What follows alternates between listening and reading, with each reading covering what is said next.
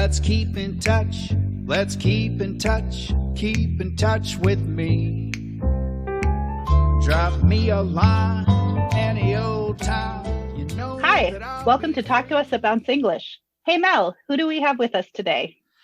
Our guest today is Amanda Bradford, who is a lecturer of English language at Duke Kunshan University in China. I'm assuming in Kunshan?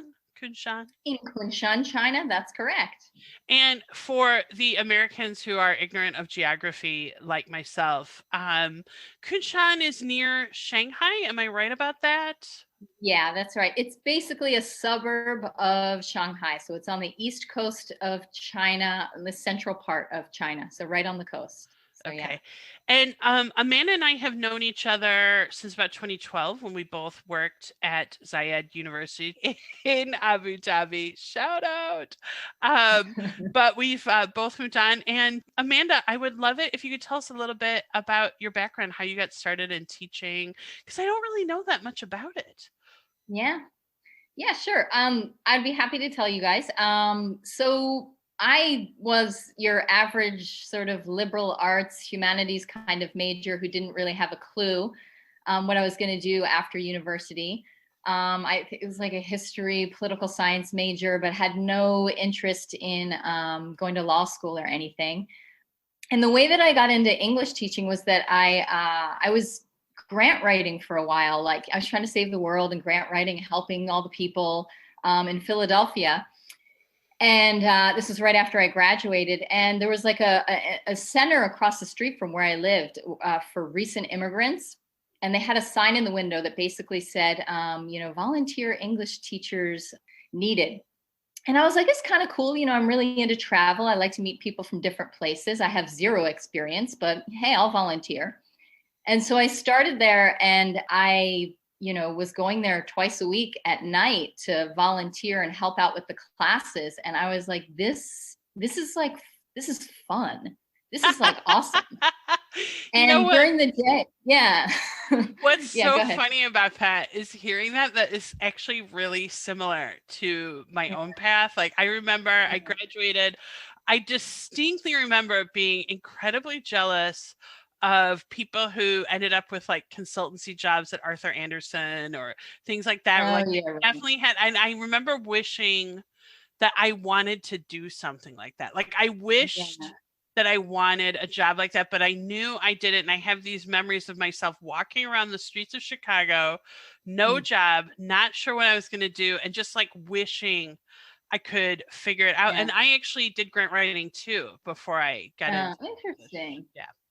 Yeah, and so there was one day where I would be going to work during the day and like sitting at a desk all day, just bored out of my mind, like typing in front of a screen. And then at night I was like teaching these classes, and I was realizing like this is the most rewarding part of my entire life, for these like volunteer night classes that I'm teaching like twice a week.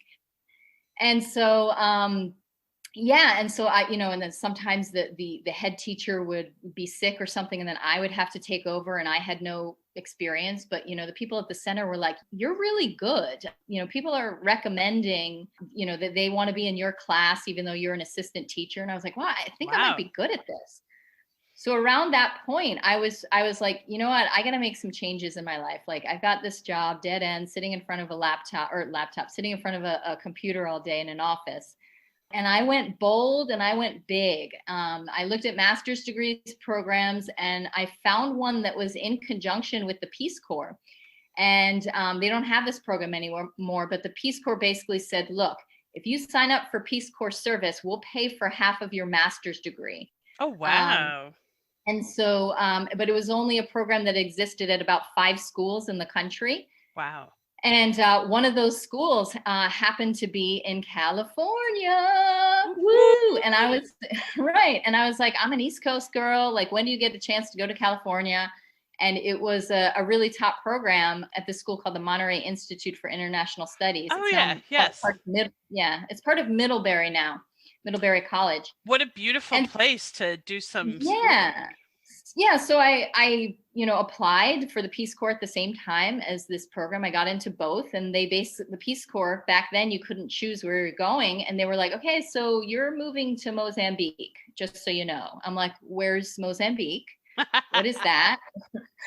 What do they speak? What's a Mozambique? What's a Mozambique?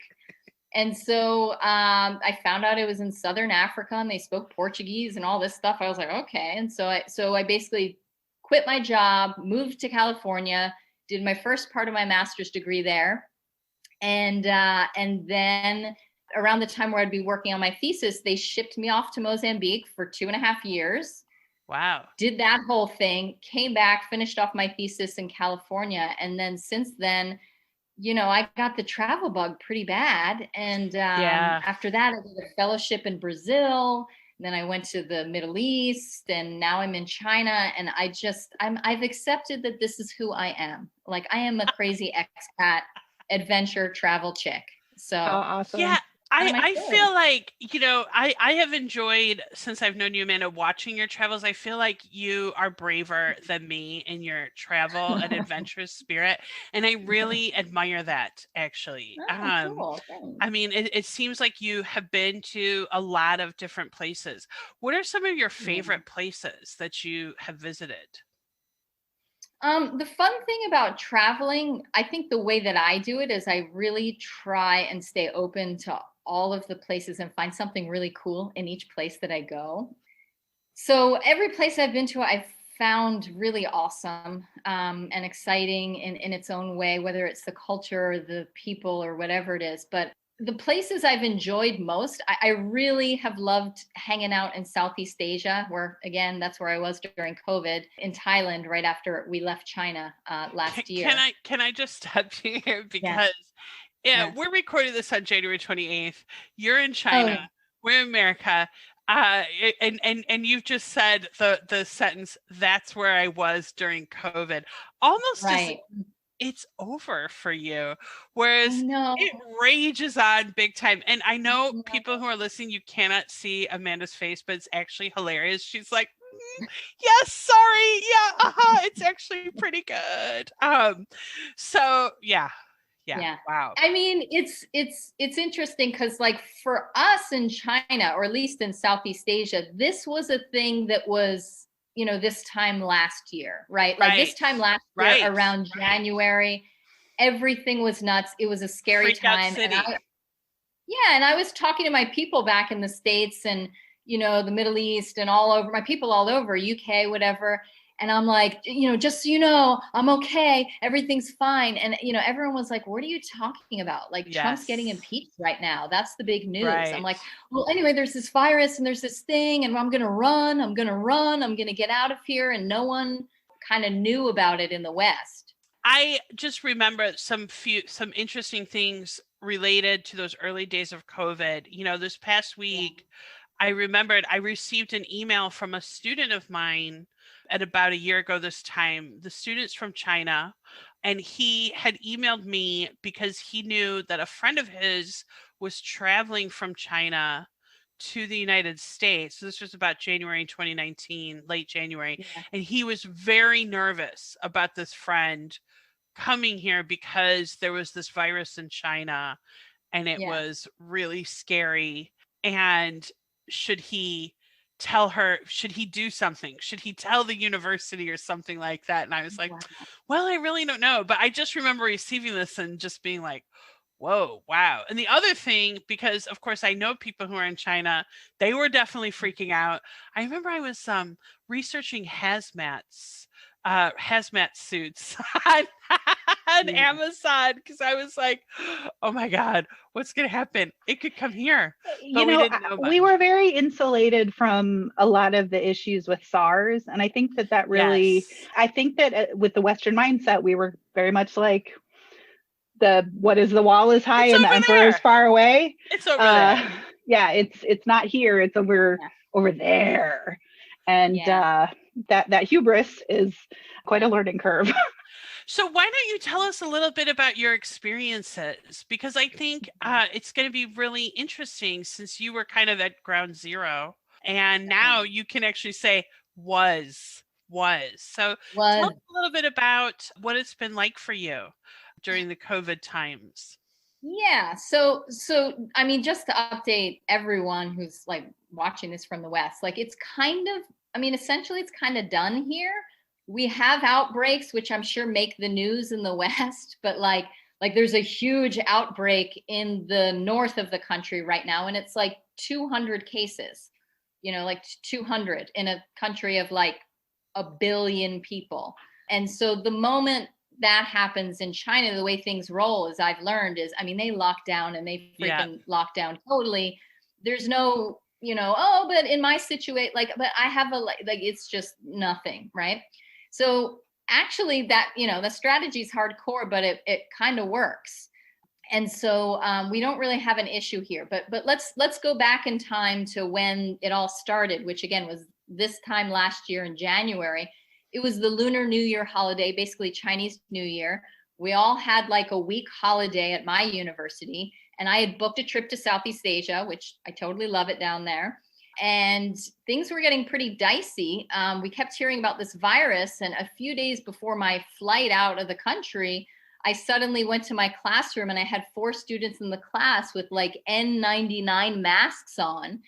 And I was like, is this, like, I couldn't tell if they were being dramatic or I was downplaying it or they were I couldn't tell how serious it was. And like everyone was freaking out here, but I'm like, come on, is this really as bad as I think it was?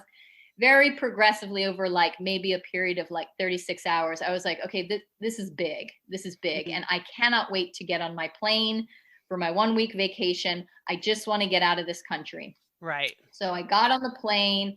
I was actually, it was such a stressful time. I was bumped to first class on my flight for no reason at all. And honestly, it was white privilege. Honestly, I was the only, American on the plane, white face. There was a big virus exploding in China. And literally they're like, we've changed your ticket. You'll be in first class. I was like, I can't believe this is happening. And basically in first class, there was a lot of space between all the seats and everything. Right. And it was like, and so I think they were like, we don't want an American to get this virus because it's going to be an international incident. And what I have no idea. Well, too late. I know, right? So I got on the flight, went to Southeast Asia. I was there for a week. I was in Laos, and I got to the end of my vacation, and it got so bad and so scary at the end of January. All my colleagues were like leaving China, my Western colleagues, and China was locking down. And at that point, I was like, I will not be going back there. I will not be going back there. I'm not going back there. I will go to a place which I know is awesome down the street, which is Thailand. So I got a flight to Thailand, canceled my flight back to Shanghai. And it was like a $50 flight, went to Thailand. And in Thailand at that point, it was still a China thing. So it was like, oh, China, like we're just life back to normal. And I kind of hung out. And then I heard from my university, just so you know, we're shutting down. We're all going online. And this was about, I would say, early February. And so we started the whole Zoom thing. And I was like, at that point, I was like, oh my God. And they're like, and we'll just be online. Just teach your students wherever you are in the world online and just hang out where you are. Good luck with that. So, I mean, of course, there's that learning curve. You guys know about teaching online, all of that stuff. So that was very stressful. But then also I was in Thailand and there wasn't really a virus. And so I was hanging out. And then I got really lucky because my university really supported us and basically said, great. Wherever it is you are, we'll pay for your accommodations, a lot of money for your accommodations, whatever you want. We'll pay for your salary direct to your US bank account. We will just keep teaching. And so that happened. So then we get to March, end of March. And at that point, I was going to go to TESOL in the States. I had a flight for the conference. And I was like, I usually go to TESOL, see my family, whatever, all of this stuff. And then, that was like, my flight was like March 21st. And like America was like, yeah, freak out city. Freak out city. Everything was closed. And then basically Thailand locked down at that point. So there was a brief moment in Thailand for, I'd say, about a month of just like, woo, it's fine here. It's just China. And then it was like, uh-oh. And then Thailand started to get hardcore, and I'd be walking down the street and I'd go into a shopping mall in Bangkok, and all of a sudden someone would have it would look like a gun, right? Like a gun pointed at my head. And I'm an American. So when someone points something like I'm like, and of course it's a temperature check monitor gauge. And that's so standard over here. And basically since February, on a daily basis, like at some point, if I go into any store anywhere, I have someone putting the gun to my head, which is the temperature check. I don't even notice it anymore. Right. You know, we talked to somebody who is in Dubai, and he jokingly said he's never had his temperature taken as much as he has in the situation because of the same precautions that are being taken. Yeah. So. It's interesting too, because here in the US, you do come across that. That's how I would say it. You find that in some places. Yeah. But it's certainly not across the board. And in fact, yesterday I went to a dental appointment at the university where I work.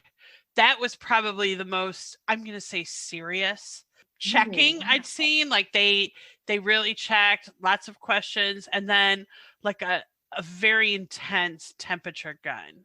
And I thought, oh, wow, this is probably like how you're supposed to do this if you are really trying to treat. Yeah. And it was sort of like in Thailand. I mean, we're talking like back in February of 2020.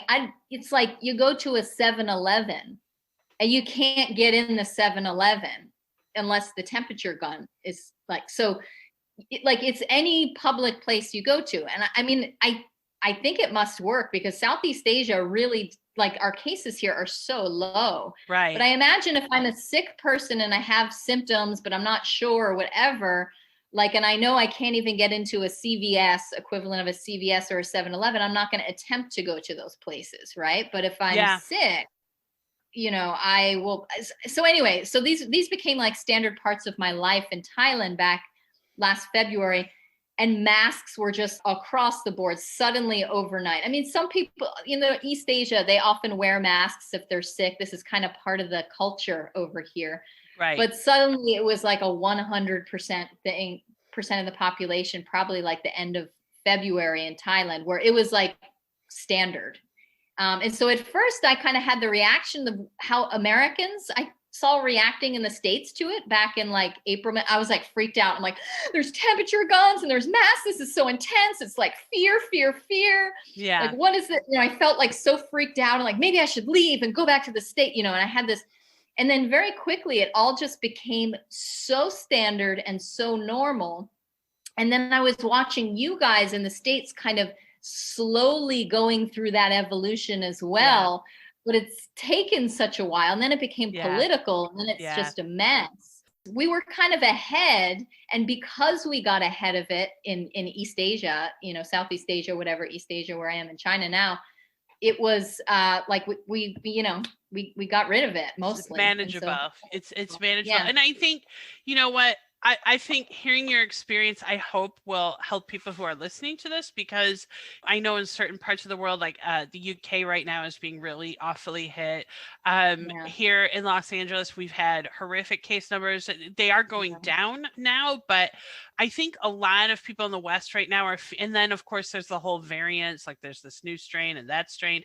I think people might be feeling a little bit down about things. But for me, just speaking personally, and I don't know how it will sound when this actually comes out, last year at this time, I was pretty freaked because I had received that message from my student. I also knew someone in China, so I was aware, and not just you, I was aware how serious it was. And then I remember, you mentioned the masks. Sometime, I would say between the end of January, middle of February, I took a picture on my campus. It was like this beautiful sunny day. There's all these people who are out. Nobody's wearing a mask except for two students from China. They're both wearing masks, and it just kind of felt like it's coming. Like when I think about that picture, I feel like it's coming. But the truth is, I feel like, yes, things are grim here, but they are going to get better. They're going to get better soon. We are, as Amy said, we've learned one thing in Asia that we didn't have was the experience with SARS to sort of prepare us for this. We also now have a new administration. I think they're going to handle things more efficiently. I certainly hope so. So I believe better days are coming, actually sooner rather than later. I hope I'm right. And I did not feel that way last year at this time. But I'm wondering how the teaching was throughout this whole time. How were your students? What was it like for you? Yeah. Well, it's interesting. So again, most of the time for me, I was in Thailand. So I was in Thailand for about 8 months because basically China closed down and I couldn't get back in. But again, I was fine with China being closed down because I was locked in paradise. Wow. So it would be kind of weird because I was like teaching my Chinese students who were in full lockdown in China. And I mean, China lockdown is not US lockdown. Right. It's like, oh, like I'm in lockdown right now. I'm like, I think you don't understand. Like they cannot leave they haven't seen sunlight for like weeks. Yeah. So it would be really strange for me. So they would be in these really stressful situations, like holed up in these apartments with their family for like weeks and months. And I'm teaching them online from Thailand. And you can see like the beach in the background. I'm like, don't look behind me. It was just like, and I was like, this is like such a mess. And my life was like pretty awesome. There was no COVID really in Thailand. I wore a mask every day and the temperature checks. But for me, it was the teaching online that I found really, really challenging. And I've had colleagues who absolutely love it. And I was one of the ones that were like, it doesn't work for me. I love that I can wear my pajamas when I'm teaching, and that's awesome. But like the Zoom connections and I felt like I didn't know my students very well. It was just like a box on a screen, you know? So that whole classroom vibe was, I really didn't enjoy it. And so I it was convenient and wonderful in many different ways, but like I really missed the face-to-face classroom. So let's flash forward to where we are now. I ended up coming back to China end of September, early October, after a month of quarantine. That's a whole other story. I finally got back to face-to-face teaching, which is my daily experience now in China. Face-to-face teaching, no masks, nothing, everything is back to normal. And so I've had this, unique experience of having online and then going back to normal life. And I have never appreciated the face-to-face classroom so much as I do now. And I didn't appreciate it before. So yeah, it's pretty interesting in that respect. So that's really interesting that you mentioned this sort of new appreciation. I was just talking about this today, and I said, honestly, I feel like I'm happy with both. I see advantages to both. There are things you can, and like I'm teaching a group of students, I would say they're very bright, they're engaged, they're motivated. But in our classes, if I say to them, how are you doing today? Even at the beginning of the class, how are you doing today? Almost none of them will say anything. That would not happen in a face-to-face space. I would have 2 or 3 of them chime in, and then somebody else would, but that kind of feeling is so much harder to recreate online. You might be able to do it if you knew everyone, but it's not going to happen immediately. And also building that connection just takes so much more time. How do you think your students have a newfound appreciation for face-to-face?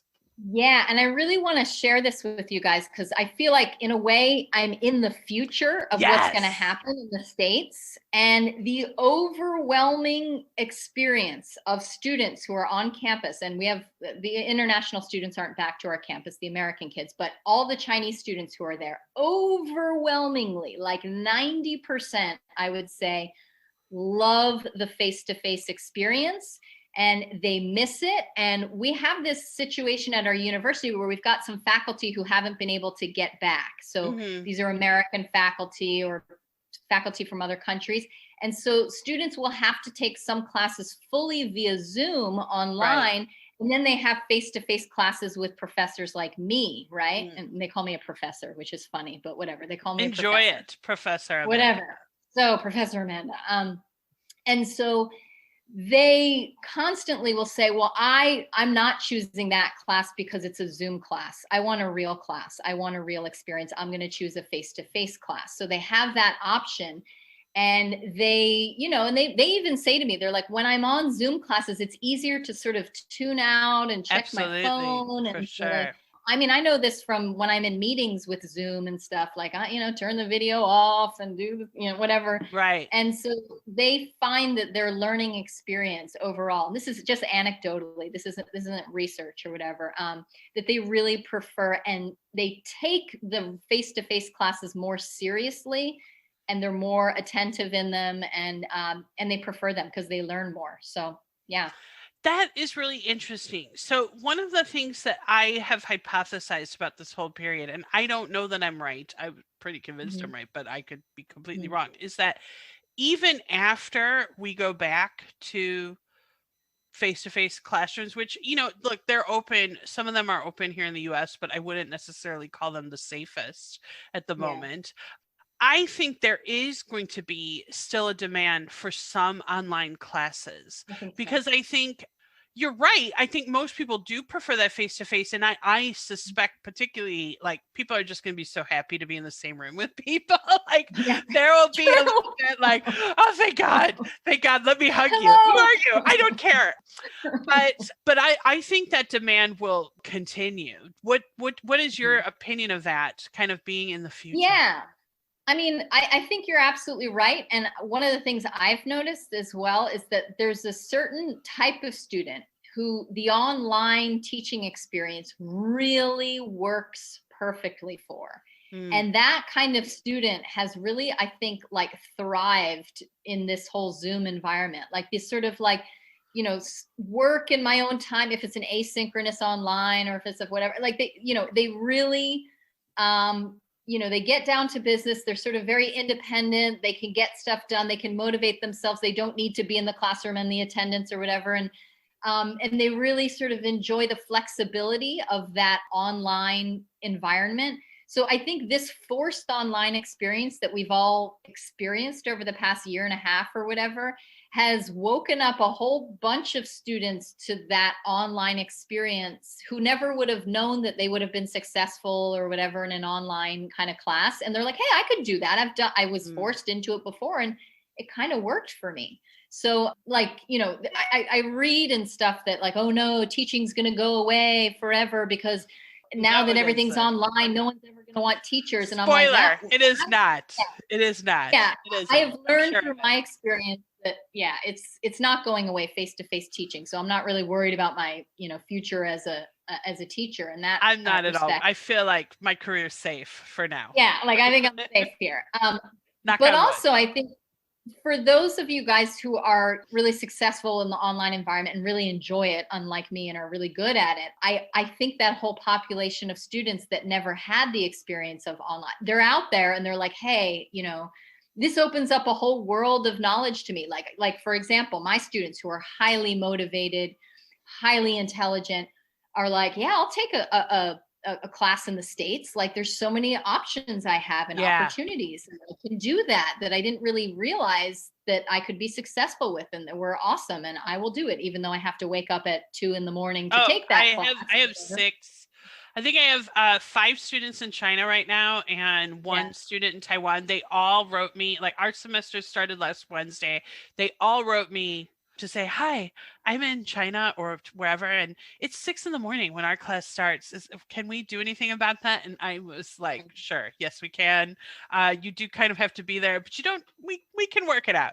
But what was I going to say? I had a question about, so another thing I was thinking about might be a future model for classes, because I do think even people who prefer face-to-face, there is something that is nice about the flexibility of not having to be in the same place, say 5 days a week, like maybe instead 3 days face-to-face and 2 days online. Have you seen anything like that? Is there any talk of things like that at your university or any places or? Yeah, that's interesting. So a couple days a week of online versus 5 days, like, So I'm teaching like an EAP program where it's not like an IEP, like intensive English program like you have in the States, where it's every day of the week. I teach my classes are just 2 days a week, and then they do a lot of work outside of their classes. But I could see that functioning in an IEP, like intensive English program environment in the States, where, you know, students are every day going to their English classes, having like a couple days a week online versus some face-to-face classes. We've been doing also as well some hybrid stuff here because we have some faculty locked out of China. Right. And so, you know, I've had to co-teach with some colleagues. I was the remote faculty when I was in Thailand, and now I'm on campus. So I've seen both sides. And the way that we kind of did it was, you know, it was like the discussion portion of our course would happen in the face-to-face, in the classroom environment. And then the lecture portion would be like through Zoom, where it was more like PowerPointy and like teacher focused kind of stuff. And so perhaps like a kind of setup like that could happen. Like, you know, I mean, it's almost like the flipped classroom, I guess. So, yeah, I mean, there's all sorts of possibilities of models that could be developed now that we know this is a tool that's accessible to everybody, essentially, and it's manageable because we've all had to manage with it. So, yeah, I totally see that as being a possibility in the future. But the thing I will say, again, like what I've learned from China and the students here is that the face-to-face class for them seems to be the most serious because you're physically present. So they take it more seriously because you're in the room with the teacher or something, or the professor, whatever. And that seems to be a consistent vibe. So I don't know if that's just my environment or what. So I don't think it is. You said something that I think was really interesting, where you said that your students kind of look at the Zoom class as like not a real class. And like, I don't want to take a Zoom class. I want to take a real class with you. And actually, one thing that I've heard from a lot of my students at their university is they kind of refer to all of the classes being on Zoom as Zoom University. And let's just say that's not in a positive way. Okay. So, I hear what they're saying completely, because I think for many people, that switch to online happened super fast. People were not trained for it. I mean, look, you started teaching about 15 years ago, but when you did that, I'm sure you didn't have, at least I think you probably didn't do a lot work on how to teach online or anything like that. So even your very experienced, very talented teachers had like almost no experience. And then here in the US, as you mentioned, you know, we had some things politicized. I would say that going back to school or not going back to school was politicized a little bit, because obviously people want us to go there, but then teachers think, well, I don't want to die, so I'd really rather keep doing Zoom. But then parents are like, yes, but I'm pulling my hair out because I'm trying to work and I have 3 kids at home and I can't teach them. And the reason I'm saying all that is because I have heard this complaint where people have said, well, yes, those online classes haven't been really good. And you know what? They probably haven't. But I think that they can be. I think it's just we have been pushed to do it. It's been traumatized. And here in the US, there was this whole like, are we going to go back to the class or not? That in the summer, that was the whole summer. So the time that we could have spent training and practicing and writing our lessons for that was basically wasted in this like, no, we're really definitely going to go back. Maybe, I don't know. Oh, guess what? You're online again. So I wonder if it's just, it hasn't been developed enough to be taken seriously yet. Yeah, I totally agree with that. I think you've just kind of nailed it. I mean, people, and then there's the generational thing as well. I mean, yes. Oh yeah. We're old. Those of us who are teaching. Shut up. Okay. No. we're not old. We're not old. Speak for yourself. Age ain't nothing but a number. To these kids with all their devices and things. Those kids with their memes and their memes and their devices. Beats by Dre and I know. It takes us longer to learn things because we weren't born with iPads in our hands and stuff. And so, it takes us longer, meaning those of us who are like been teaching for 15 years or so. And then it's not only you're developing the curriculum and the content, then you have to integrating the content into the technology and know enough about the technology of what's going to work and what's not going to work. Mhm. And meanwhile, you're, in a stressful life situation where you're like, should I go to work? Am I going to die? Should I teach? Oh my God, my kid's going to school. Like all these different things. It's like too much. And so people weren't ready, and they're not, no one was properly trained, and no one really knows how to properly use these tools well enough. And there hasn't been time, just like you said. So yeah. I'm wondering too, Amanda, because I think, am I right saying you're pretty happy with your setup in China right now, your teaching situation? Yeah, they're like, it's awesome. It's like probably the best job I've ever had. That's fantastic. So that's amazing. I mean, China's not my first choice of countries that I would go to if I could choose countries, but generally the kinds of best jobs out there in our field tend to be in places where like not everybody wants to go because of like, challenges or whatever. Like it's a mass surveillance state and everything, but at the same time, I have the most motivated students I've ever had, the brightest students I've ever had. My office is a converted 5-star hotel room. I'm not exaggerating. It is. And that's pretty fabulous. You kind of sold me right there. Do they have any openings? So it's awesome. It's awesome. But yeah. That's great. Yeah. Could you see yourself ever returning to the States to teach, or do you think that you would prefer teaching abroad? I could definitely do it in the States. It's definitely possible. It would be like a step down in terms of like, I don't know.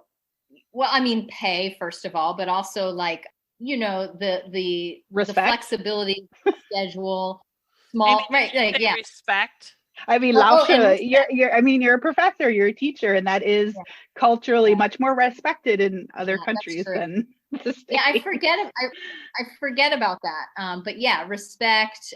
Yeah, I really feel like abroad I'm kind of treated like as like a professional, and I have really something special to offer. Now, to be honest, part of that is, it is the white privilege, and it's the, we don't have many of people that look like you that are here. But in East Asia, especially though, it's also like the teacher is someone that's almost as important in a role as like a parent, like highly respected, highly, my students really like, I have office hours a little bit later today, and they're lining up outside the door because they want to learn, and they want to learn from me, and they think I have something valuable to offer. I'm not like a babysitter. And, in the States, sometimes, in the culture in the States, you're kind of treated like a well-paid babysitter sometimes. So that's like not a nice feeling. There are wonderful things about teaching in the States that I do miss. And one of the things is, the diversity of the classrooms. I mean, you have the Chinese kids next to the Arabs, next to the Africans, next to the South Americans and the serious Russians, and and everyone sort of mixed together, and you're helping them adjust to life in the States. And that's a lot of fun. So I definitely miss that.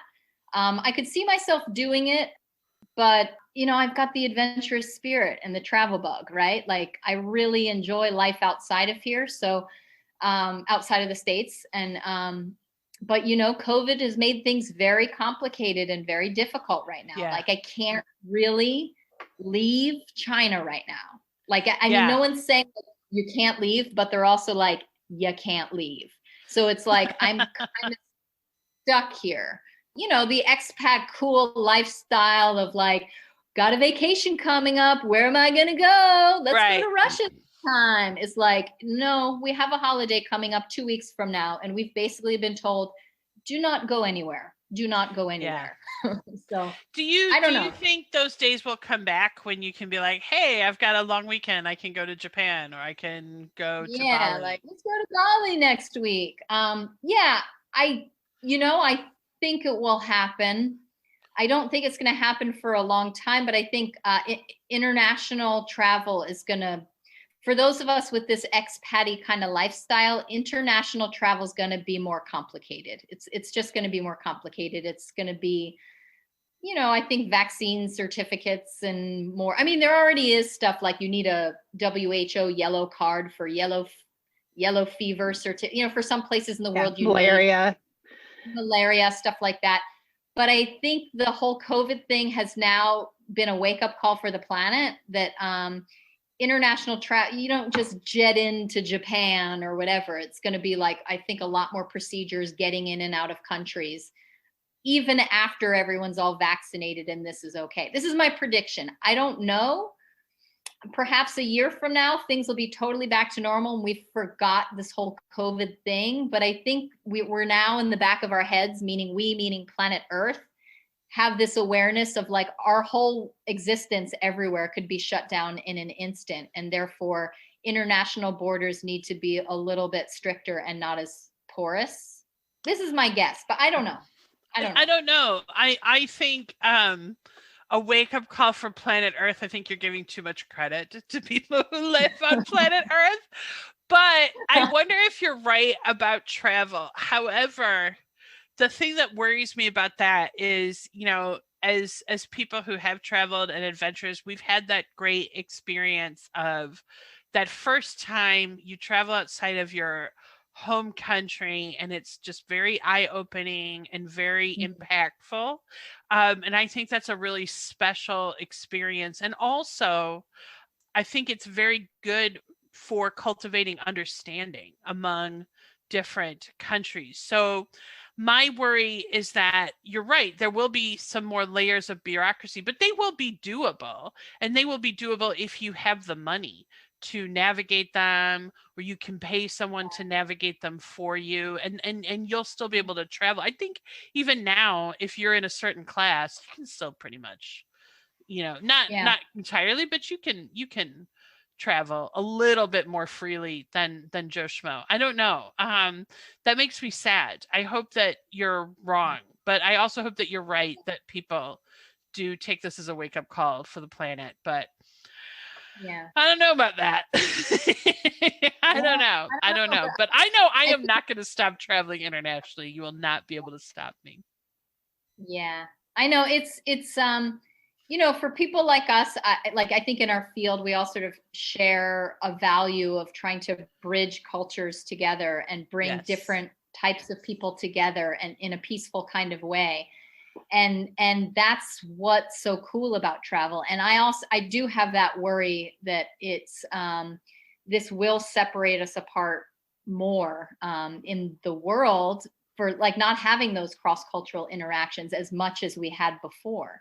I mean, yes, they can happen via Zoom, but I mean, like the experience of someone studying abroad in the States it's like transforming for these kids who come to the States. I mean, they come back here to China. You smell your environment over Zoom, but when you're in a market or when you're in some place, standing on the Great Wall and you see the vista that is so incredible, you just doesn't feel the same on a picture. But I mean the personal connections as well too. Like, I have Chinese students in my classrooms who are like, I'm studying English now because I did a summer program for 8 weeks in America. And I'll never forget the day I played basketball the first time with the kid in the neighborhood in English. And this has transformed me. And now, like stuff like that, where you're like, oh my God, like playing a basketball game in suburban America for this kid, like transformed his view of the world and connect, like that. I want that stuff to still be able to happen in the future because it's really transforming. And it's, it is tourist stuff as well, like seeing the Great Wall and all that. But it's the personal connections, I think, for me that are so important and we need so much to like solve the world's problems and stuff. And so I just hope in the future we figure out ways so that we can still be immersed in different cultures and find ways to do that. So, I am an optimist, obviously, and I think it's obvious, but I was going to say, I think it's going to take a while for things to get better on a more global scale, but I think it's going to happen. I kind of suspect that although you're right, I think there's going to be a huge desire for people to go places because they're so sick of being in their own country. So hopefully hopefully we will actually be able to still go to those places. I kind of feel like that desire is going to win out, but we'll see. Yeah. Well, definitely. I mean, you guys have been cooped up so long in the States. It's just sick of it. But if I'm correct in understanding your point, it's not that people won't want to travel or be able to travel, but there will be more administrative or cost, expensive tasks that people will have to complete in order to be able to go to another country. Is that what you were saying? Right. And I think I'm saying that maybe it's because where I am is in East Asia, and I've realized how complicated and how serious they are about COVID and this disease and whatever. And I mean, the procedures you have to go through between countries. I mean, they're going to it just feels like vaccine certificates or whatever, like all this stuff. But then I think about the West, I'm like, that's never going to happen. That's never going to happen in Europe or the States. Like, come on. And so will there be these bubbles of areas of the world where the complication to get there is so high and annoying? And I don't know, maybe this is something temporary. And my perspective being over here in East Asia right now is affecting that. I'm like, maybe this is just forever, all these hoops or not. I mean, I don't know, but I know my experience is opposite from you guys in that you guys are free flow over there. No one's kind of taking it as seriously as they might. And here it's just the opposite. It's lockdown is 20 seconds away at any point and we never know. And so, well, it's funny because here we have it's what I would call a lockdown in quotes. Yeah, you're locked down, but are you really? I mean, okay, maybe. But my point is, even at the most strict of a lockdown here, well, you can always get in your car and go to Arizona or go someplace where the lockdown is not so strict. So in a strange way, because of that, is exactly what you said. You've been locked down for so long. China kind of did this super intense lockdown. You can't leave your house, all of this stuff. And that was really harsh. But because they did that and still do that in areas where there's an outbreak, you can sort of continue as normal every place else. I just find it really difficult to imagine the US doing that. I mean, there are European countries that are, even England has a much stricter, or the UK has a much stricter lockdown than the US. And of course, Australia and New Zealand do. So I don't know. But eventually we're going to be able to say was about this whole thing. And I look forward to that. So do you have any final thoughts you'd like to add or share with people? Yeah, I mean, maybe I just want to end on a hopeful note that this whole experience has been challenging, I think, for all of us, whatever our context is, Zoom, face-to-face, post-Zoom, hybrid, whatever. But I feel very much like our profession is alive and well. I agree. And I totally agree with you. And it's not going anywhere. So, those people are, whatever, Zoom's going to make everything go away. No, through this experience, I've really learned the importance of what it is that we do. And when I mean, not just teaching grammar or whatever, nouns and verbs, but I mean, bridging cultures and bringing people together from different cultural backgrounds and helping people grow and being a teacher in the classroom. That's not going anywhere. And I feel really hopeful about that. And I feel hopeful about the continuing connections that we continue to make in our classrooms. Me too. And I'm excited for that experience when you guys get to go back to face-to-face classes.